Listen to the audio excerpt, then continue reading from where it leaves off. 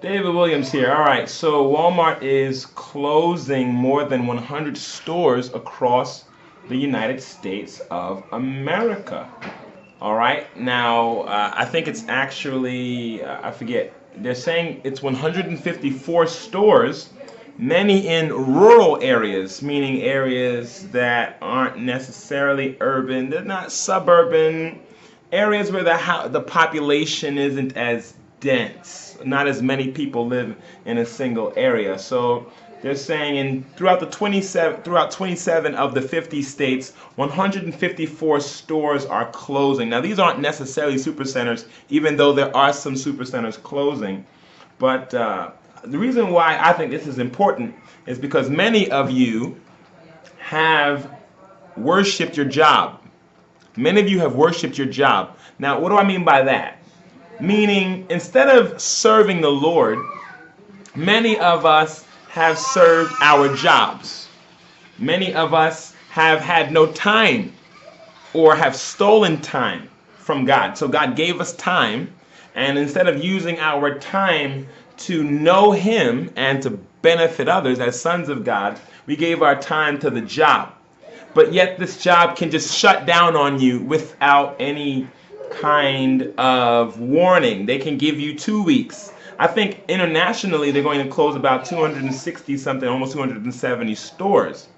So that's important to you because you've got to understand that the same God that gave you energy to go to work is the God that wants to know you, and He wants you to seek Him.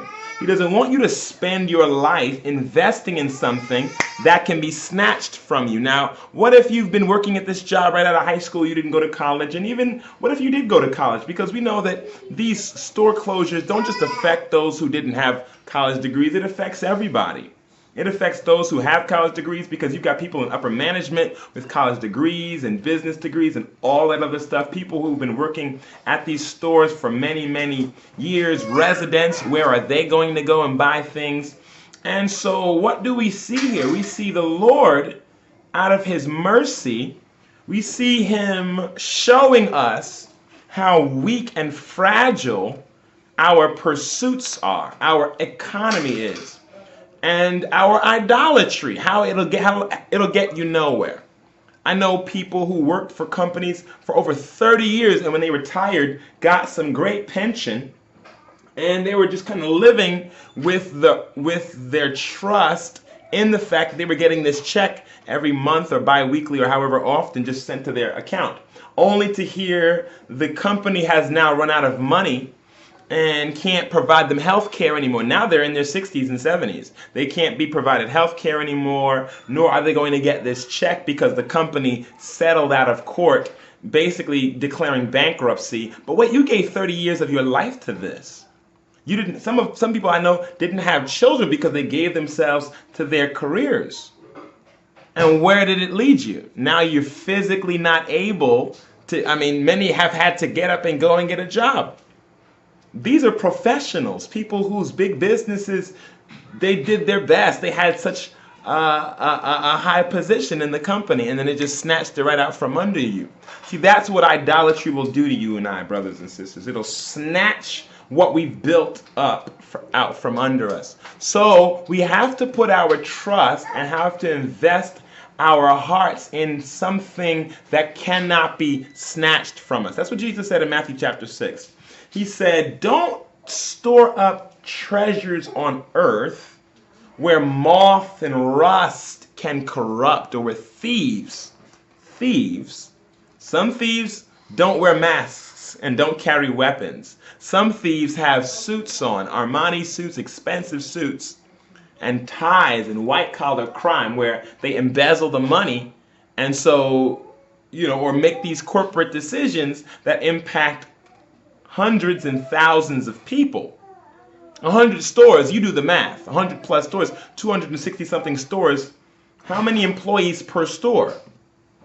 Okay, so now you get a lot of people who are out of work, but yet they put their work over God. God is not impressed.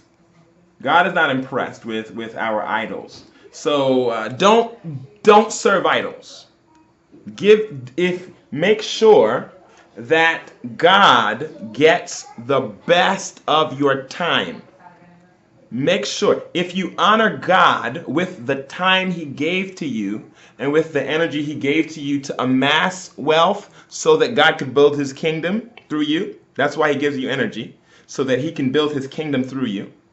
And He gives you an eternal inheritance that can't be snatched from you by some court decision. If you honor God and you let your bosses know what hours you will and will not work based on your fellowship and responsibilities with God, if you let your family know what money will and won't come in based on what you will and will not do according to God's expectations of you, then God can bless you. But if you want to make all the hours and overtime and make all the ends meet like you think that you're doing it instead of serving God, then when the time does come and the stuff is snatched out from underneath you, it'll break your heart and it'll discourage you. To what degree? Who knows? This is David Williams with Jesus Ministries, and we'll talk again.